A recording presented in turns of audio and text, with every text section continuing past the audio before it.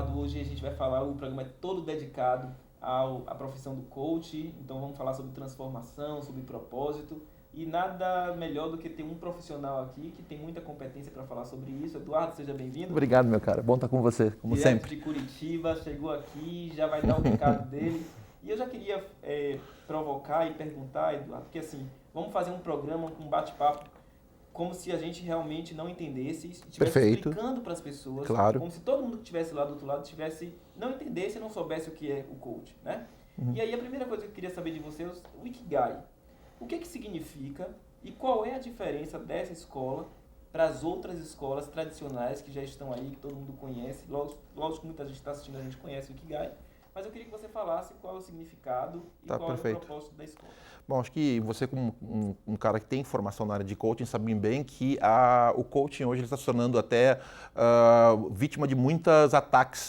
Nesse momento está passando pelo Congresso, estão querendo colocar no Congresso uma lei que proibiria o coaching por todos os absurdos que vêm sendo executados em seu nome. A culpa é do coaching? Não, a culpa é da abordagem que essa metodologia recebeu. Então, quando a gente começa a falar sobre Ikigai, a filosofia Ikigai que veio do Okinawa é uma terra onde as pessoas vivem mais e são mais felizes, são mais longevas, e significa a razão pelo qual eu acordo todos os dias de manhã. Então, uma série de cientistas do mundo começou a estudar o que acontecia naquela região que as pessoas viviam mais do que em qualquer lugar do mundo. E aí chegaram a essa filosofia que é o Ikigai, que é a razão de viver, a razão de ser.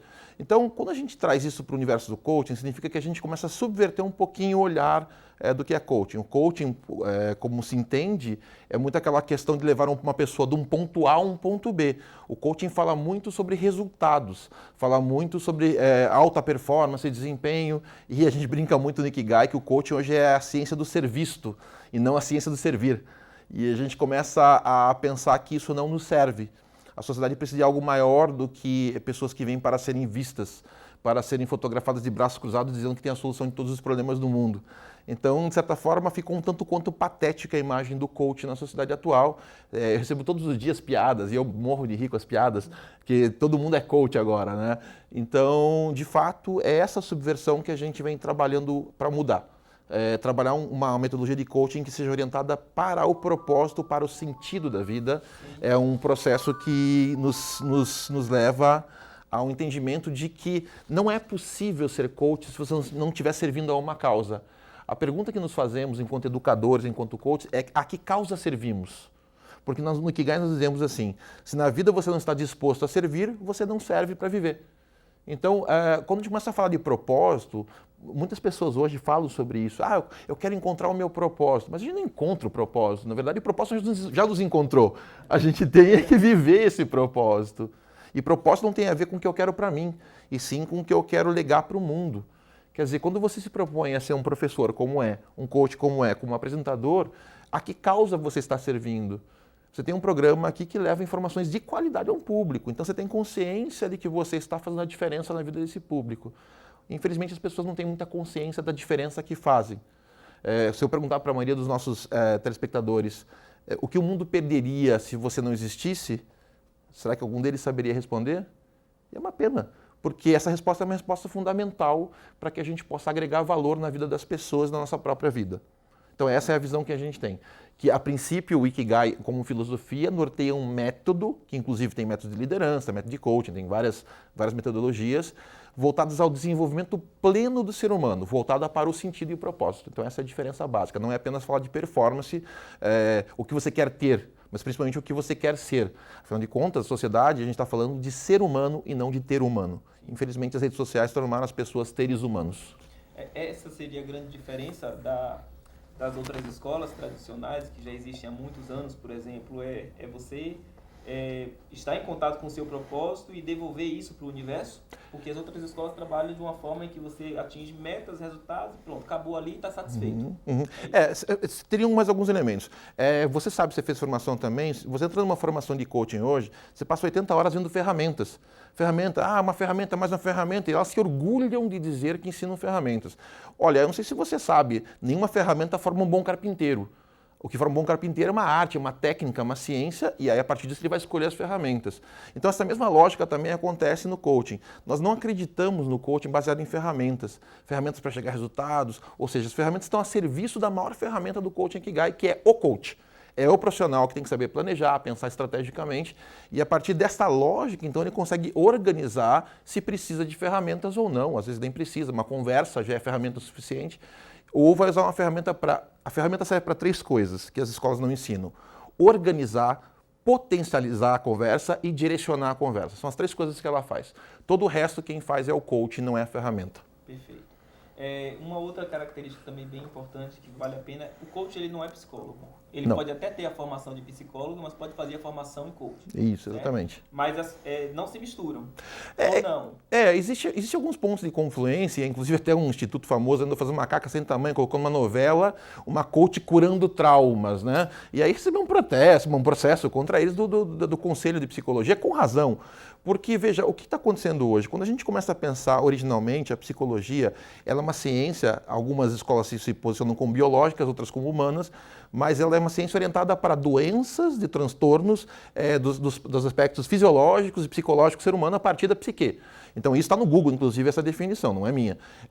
Então a psicologia vem repensando seu posicionamento, mais estrito senso. Ninguém diz assim, nossa, eu estou bem, eu quero ficar ótimo, vou no psicólogo. Infelizmente, pela própria natureza da sociedade, a gente vai no psicólogo quando a gente não está bem. A gente vai organizar a cabeça. O coach não teria essa pretensão, esse objetivo, e nem é o mercado que a gente atua. A pergunta é, se você quer ter uma boa capacidade mental, uma clareza sobre seus propósitos, objetivos de vida e como chegar a eles, então um coach é o profissional adequado a fazer isso. Mas o nosso foco não pode nem deve ser nos aspectos de transtornos. Aqui há uma sobreposição. Outro erro comum, as pessoas dizem assim, mas o coach não tem nada a ver com psicologia. Tem tudo a ver com psicologia, a ciência. O que é restrito, que nós não podemos atuar, é a psicologia clínica. Essa tem um conselho. A psicologia serve para o marketing, para a administração, é uma ciência, estuda o comportamento humano. Como assim? O coach tem que ser um grande entendedor do comportamento humano, mas não pode adentrar nos aspectos clínicos da psicologia. Isso tem que ficar muito claro e pouquíssima gente, inclusive grandes nomes aí do coach, não sabem essa diferença, não sabem entender onde a gente pode não atuar.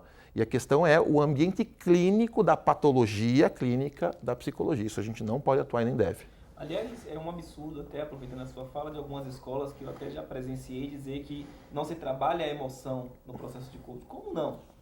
Se a gente está falando de propósito, como é que você vai trabalhar a emoção do indivíduo? Bom, para começar, eu acho que quem fala isso tem um problema sério em relação ao entendimento do ser humano.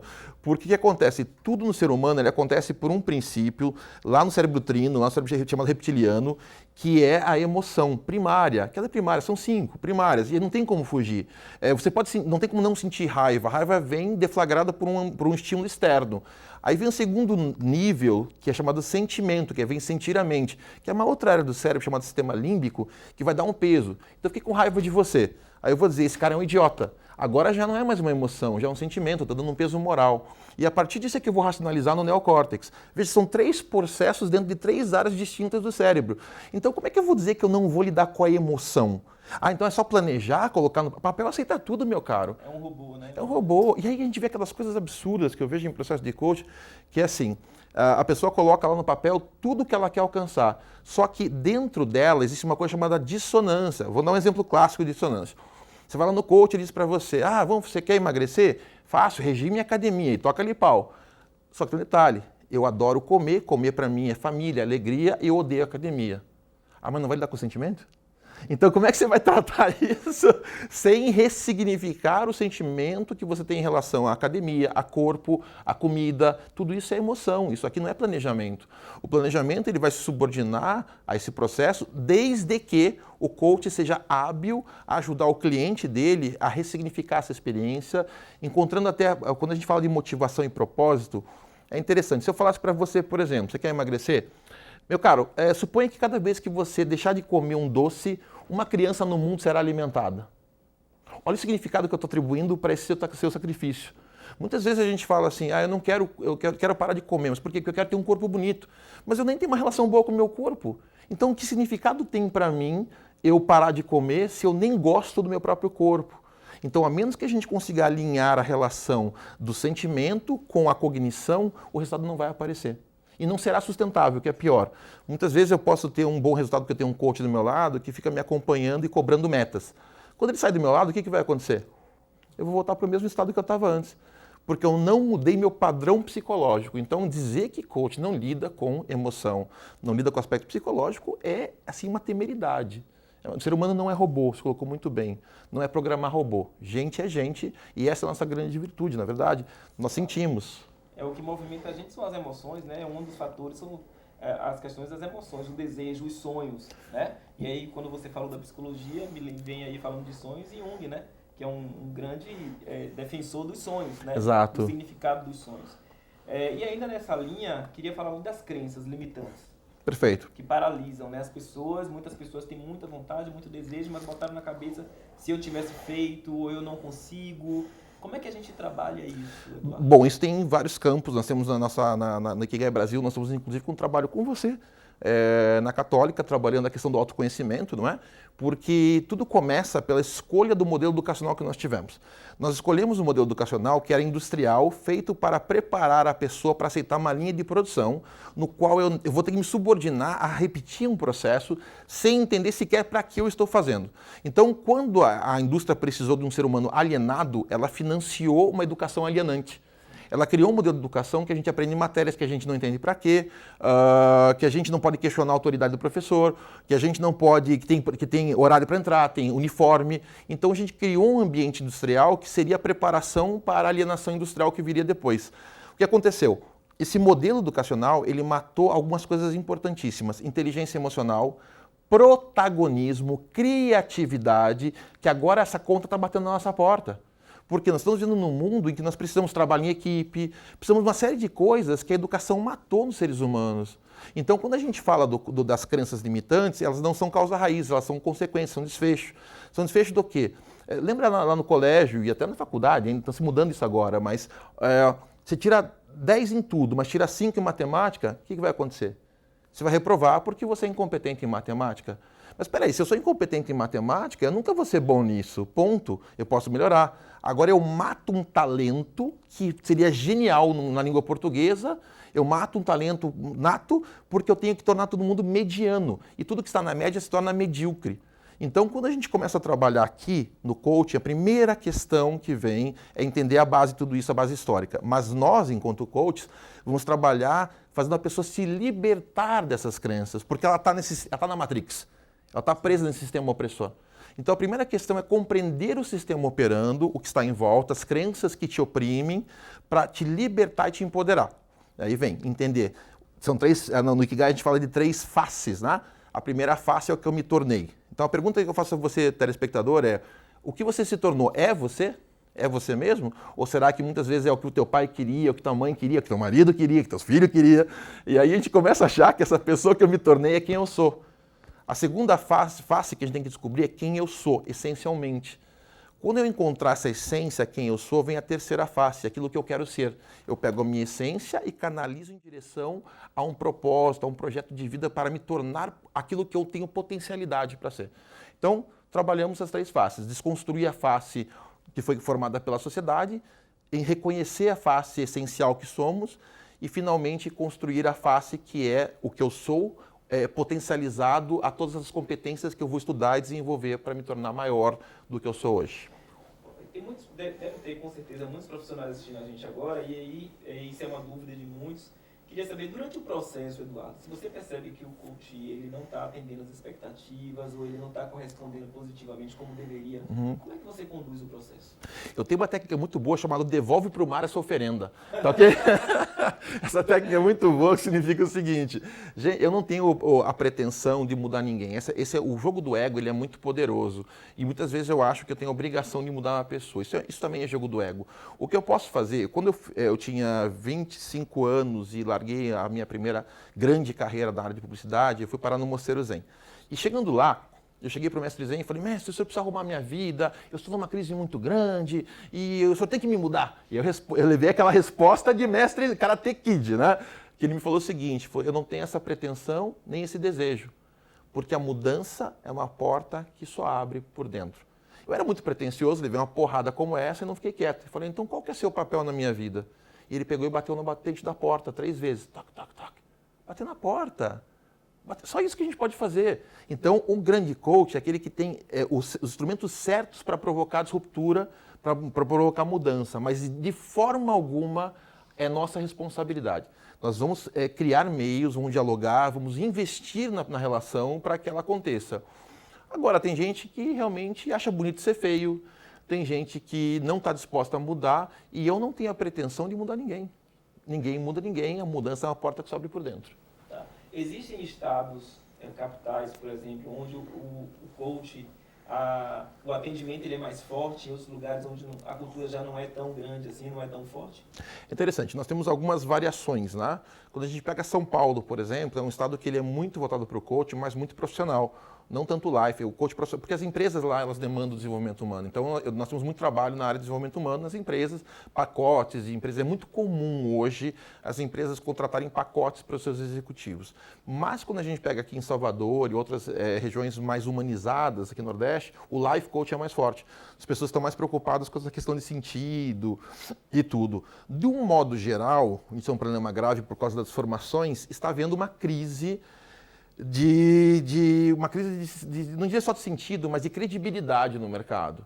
Porque realmente tem muita gente desqualificada fazendo um trabalho medíocre, porque nem estuda. O primeiro princípio que eu olho, a coisa que mais me chocou, sabe, Tadeu, quando eu fui fazer minhas primeiras formações lá em 2009, era pegar as apostilas que eu via e dizer assim, tem teorias, o coach tem teoria em administração, psicologia. Eu falo, mas que teoria de psicologia? Porque a psicologia tem várias linhas. E nenhuma escola mostrava. Realmente não. Tem informação, mas qual que é? Psicologia positiva, era só o que eu ouvia falar. Então, hoje no Ikigai, a gente tem 26 linhas teóricas que a gente estudou e fez um resumo para os nossos alunos para que eles entendam o que cada uma daquelas linhas teóricas traz para nós, como ela ajuda a abordar, entender o ser humano, sem o qual você está preso a só ferramentas. Eu vou chegar lá num dia, vou usar uma roda da vida. Nossa, que incrível. Cara, você realmente entende o que isso significa? Você entende o que é visitar um ser humano sistemicamente em 360 graus e conseguir decodificar o que tem ali escrito? Porque senão você simplesmente é o Skinner, né, que é a psicologia comportamental, behaviorismo, brincando de ratinho. Estímulo-resposta, estímulo-resposta. Tá brincando com ratinho. Colorir, né? Pegar o lápis dele e ficar pintando as fatias lá da roda da vida. Exatamente. E essa superficialidade virou a marca do coaching, do processo de coaching atual. Então, essa superficialidade é muito perigosa. E aí eu concordo com essa nova lei, no sentido que se a gente não mudar isso rapidamente, nós estamos fazendo um desfavor para a sociedade. Mas eu tenho uma coisa engraçada, só que eu acho que eu acho muito, às vezes, tendencioso. O pessoal fala muito sobre o coach ser esses problemas todos. Mas você sabe a quantidade de psicólogo que faz caca? Sim. É violenta. E aí ninguém fala nada, porque o psicólogo, não, mas ele tem um conselho de psicologia. Gente, é assustadora a quantidade de psicólogo que faz caca com o seu trabalho. Mas por que de psicólogo ninguém fala nada? Porque ele estudou 5 anos. Com 5 anos está fazendo caca. Sabe? Mas porque tem um conselho. O conselho, muitas vezes, ele vai trabalhar para corrigir, mas também para proteger a própria classe. Então, tem essas questões de proteção. A gente não pode ser tão ingênuo assim. Mas não deixo de acreditar, sou o primeiro a dizer que o que está se fazendo com o coaching no Brasil é uma piada de muito mau gosto, muito séria. Sim, sim. Quando você falou do psicólogo, eu me lembro que eu fui muito criticado quando eu comecei, porque no meu cartão de visita tem assim, coach e terapeuta. Uhum. E aí as pessoas tinham aquela ideia que a gente começou falando aqui, de que terapeuta, psicólogo não pode ser coach não pode ser... Então, havia essa distorção e hoje o que a gente mais vê, graças a Deus, eu comecei com esse movimento, e a gente mais vê hoje é psicólogo, terapeuta... Fazendo coach, inclusive. Coach. Exatamente. Então, a gente percebe já que a mentalidade e a consciência das pessoas estão mudando. Você usou uma frase, você usou uma pessoa que eu gosto muito, que é o Jung, quando ele diz assim, domine todas as técnicas, conheça todas as teorias, mas ao tocar uma alma humana, seja apenas outra alma humana. Então, acho que a grande questão do bom profissional é essa sensibilidade, é essa habilidade de não ser... E o problema do coaching talvez não esteja tanto nessa questão, ele está assim na pretensão, na prepotência que virou a marca do coaching. Então, hoje, quando a gente olha os grandes nomes aí, né, as grandes figurinhas públicas, e a gente vê o comportamento de semideus dessas pessoas, é aqui que a gente vê um problema. A gente vê um problema naquela pessoa que tem a pretensão de ter todas as respostas para a vida. Eu costumo dizer que a vida, quando você acha que tem todas as respostas, ela cria novas perguntas.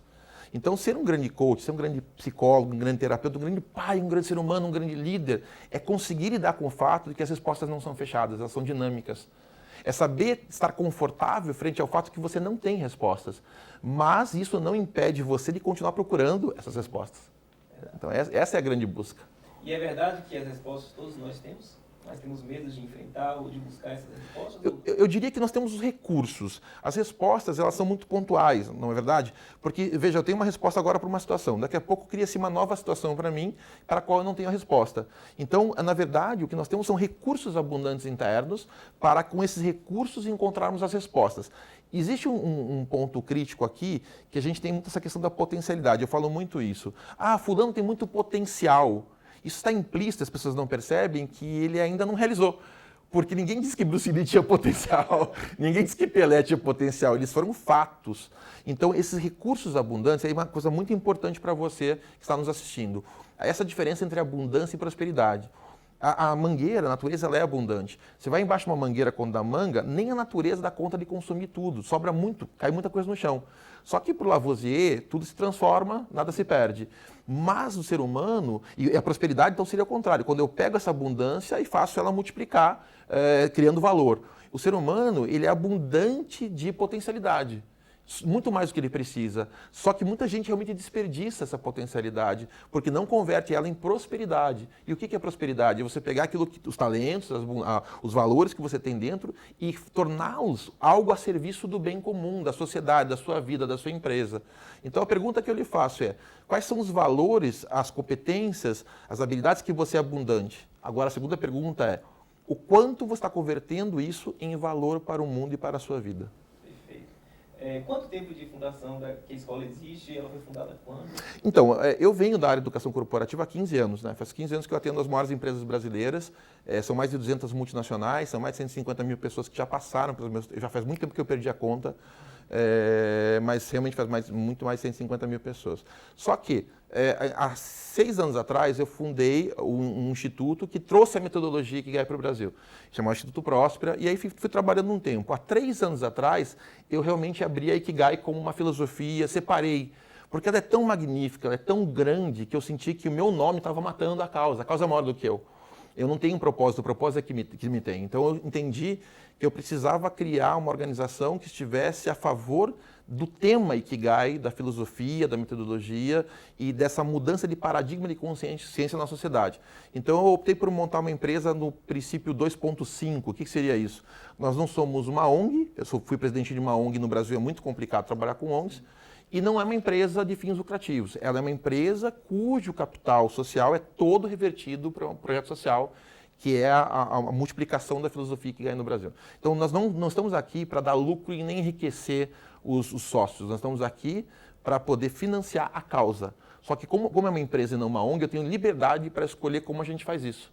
Então, foi só por essa razão que eu não montei uma ONG e montei uma empresa. Então, esse é o nosso objetivo, realmente levar a filosofia Ikigai. Não sei se você sabe, Tadeu, mas em 2016 foi o primeiro ano em que mais gente no mundo tirou a própria vida do que morreu com guerras e homicídios junto. Então, a partir de 2016, tem mais gente morrendo, tirando a própria vida, do que com todas as guerras e homicídios urbanos no mundo. A gente fala que 60 mil pessoas morrem aqui no Brasil com um tiro, que é mais do que as guerras lá no Oriente Médio, mas ninguém fala do suicídio, que é mais do que tudo isso. E aí a questão para mim não é só o cara tirar a própria vida, não. É o que está por trás disso, porque antes de tirar a própria vida, que vida miserável essa pessoa teve. Então nós estamos aqui com um objetivo muito claro. Nós acreditamos que a vida tem que ter sentido. Nós acreditamos que a vida tem que ter propósito. Então nós lutamos, eu acordo todos os dias, sempre digo, minha missão é, todos os dias eu desperto para acordar alguém que está dormindo. E eu faço isso como? Conversando com o Uber, eu faço isso dando palestras, eu faço isso escrevendo livros, estando aqui com você. Não, é no processo de coaching que você faz isso? Não, é no processo de conversar. No processo da vida. Estar vivendo, né? Exatamente. Agora, diz uma coisa, você passa muita segurança na sua fala, sempre foi assim? Ou você tem seus medos também? Olha que bacana, cara. É incrível dizer que eu fui uma criança extremamente insegura. Eu era gago, rapaz, extremamente gago. Eu era magrinho, franzino. E aí eu comecei a praticar artes marciais. E aos 15 anos, eu realmente me dediquei com vontade. Faz 40 anos que eu pratico artes marciais, né? E aí que vem meu contato com a filosofia Ikigai. Então eu tenho 3 faixas pretas hoje, sou mestre, quinto dando uma arte marcial. E eu não sou... tem uma frase do Martin Luther King que me define, que eu amo muito. Talvez eu não seja o que eu ainda vou ser, talvez eu não seja o que deveria ser, mas graças a Deus eu não sou o que já fui. Então, na verdade, o que a gente vê, e isso é uma coisa que me incomoda muito na sociedade, a gente é obcecado por sucesso na sociedade atual. E o sucesso é uma fotografia, a gente vê no Instagram lá a fotografia e a gente não vê o filme. Então você olha aquele cara e fala, nunca serei igual a esse cara. Meu, esse cara passou muita coisa difícil para se tornar ele. Então não fique fixado na fotografia, não veja o Eduardo pelo que ele é agora, veja o Eduardo pelo que ele se tornou. E o melhor de mim ainda está por nascer, assim como o melhor de todos vocês. Então essa confiança, ela é uma confiança não na perfeição. Olha que bacana, isso é muito oriental também. Perfeição vem do latim perfecto, que é aquilo que está pronto. Só tem uma coisa que está pronta, eletrodoméstico. Porque está pronto e daqui a pouco vai ficar obsoleto. Ser humano nunca está pronto, mas nós podemos ser excelentes. E aí no japonês chamam isso de kaizen, que é melhoria contínua. Ser hoje melhor do que ontem, amanhã melhor do que hoje. Então não importa se você está bem hoje ou não. Esquece a foto, olha o filme. Quer dizer, estabelece para você um projeto de 10 anos, porque a gente é muito imediatista aqui no Brasil, né? Pensa em 10 anos aí. O que você quer estar vivendo? Eu tenho um casamento maravilhoso, sou casado há 14 anos, sou apaixonado pela minha esposa. E todo mundo fala, nossa, que casamento incrível você tem. Sim, é incrível, mas ele foi construído. A minha carreira é maravilhosa, mas foi construída. Então, essa fixação que nós temos no Instagram aí, pelas fotografias bonitas, pelo corpo ideal, ela é por si só ilusória. Nós não somos, nós estamos. E podemos sempre melhorar. E a agenda? Fala para mim a agenda aí, os próximos encontros em Salvador, palestras, os cursos, como é que tá aí? Está crescendo bastante, né? Graças a Deus está crescendo bastante, talvez por causa dessa consistência mesmo. Nós temos um trabalho em julho aqui em Salvador, temos 2 trabalhos agora pela frente aqui. Estamos ampliando muito nossa base, eu estou indo para São Paulo dar mais um curso agora, depois volto para Curitiba dar mais um curso. Tem convite para a gente levar para Portugal, Espanha, Miami, só que a gente é muito consistente naquilo que a gente faz. Então a gente deu 3 passos atrás para planejar, contratar a equipe pedagógica, organizar tudo isso para crescer com consistência. Então agora em Salvador nós temos 2 cursos, agora em julho tem curso também, tem um curso de coaching e tem um curso chamado VSP, que é Viva Seu Propósito. Nem todo mundo quer fazer um investimento caro como um curso de coaching, e nem todo mundo precisa, inclusive. Então nós temos outras abordagens, que é o VSP, que é um curso de um dia, para quem está se sentindo assim, que quer clarificar um pouquinho mais sua vida, quer entender melhor o seu sentido, para empresas e equipes de empresas. Nós estamos agora com várias multinacionais nos procurando aqui em Salvador, porque sentiram que os seus colaboradores estão desengajados. E é um fato. Tem algumas estatísticas que mostram que 80% das pessoas estão infelizes com o seu trabalho. Aí você quer que esse cara produza, mas você não dá uma causa para ele. Ele não tem sentido naquilo que ele faz, então o único sentido que ele vê é o salário que ele ganha. Então tem muitas empresas que estão nos procurando para trabalhar equipes, para clarificar propósito, para clarificar a razão pelo qual o cara está aqui. Não precisa fazer outra coisa, precisa repensar aquilo que você faz, a maneira como você faz, não precisa mudar de profissão.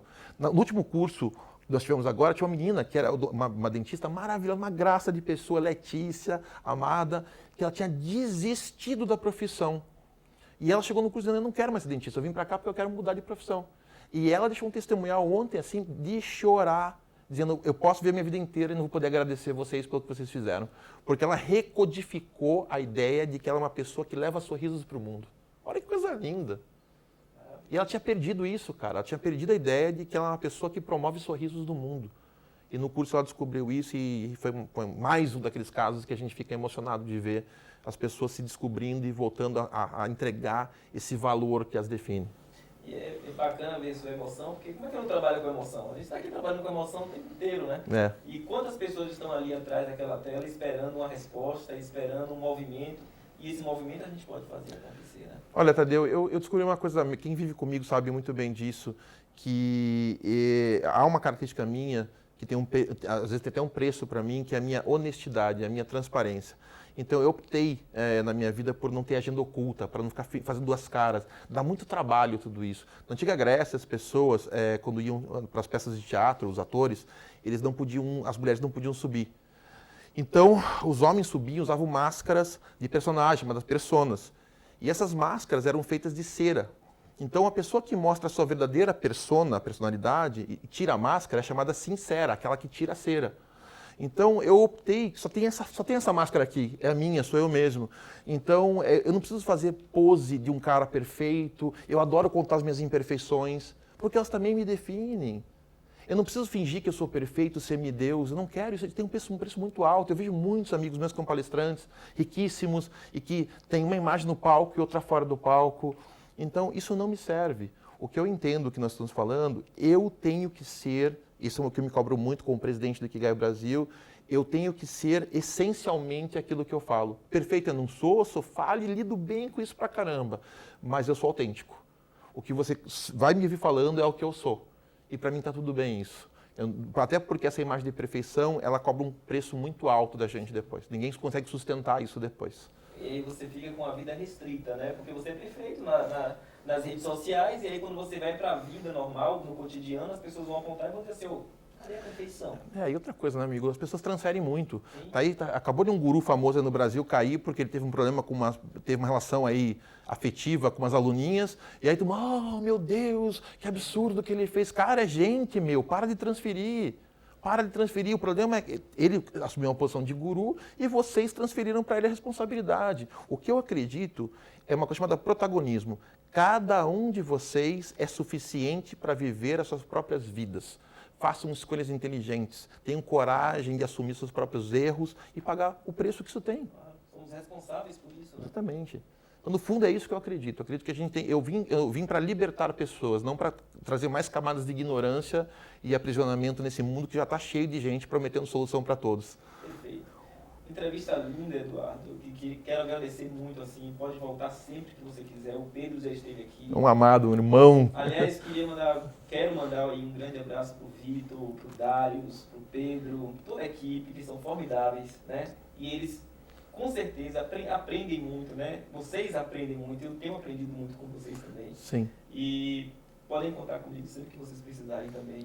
Gratidão, irmão. Nós estamos nesse propósito juntos, né? Sim, e você foi um grande parceiro até essa na Católica que você abriu aí para a questão da inteligência emocional para os alunos. Isso mostra a tua verdade de puxar para si essa responsabilidade. E acho que no fundo é isso.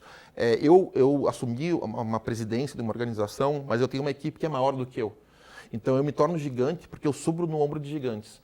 Então aí que está a questão. Quando a gente consegue vir aqui com pessoas que nos tornam grandes porque são grandes, você acaba sempre sendo a soma das 5 pessoas que você convive. E se eu sou gigantesco hoje, é porque eu convivo com pessoas como você, que são realmente gigantes. Isso me acrescenta muito. Então, gratidão mesmo. Brigadão. Obrigado a você. Maravilha, então, próximo domingo, às 22h30, a gente está de volta com mais um convidado especial. Fiquem ligados aqui na CNT. Um grande abraço para vocês.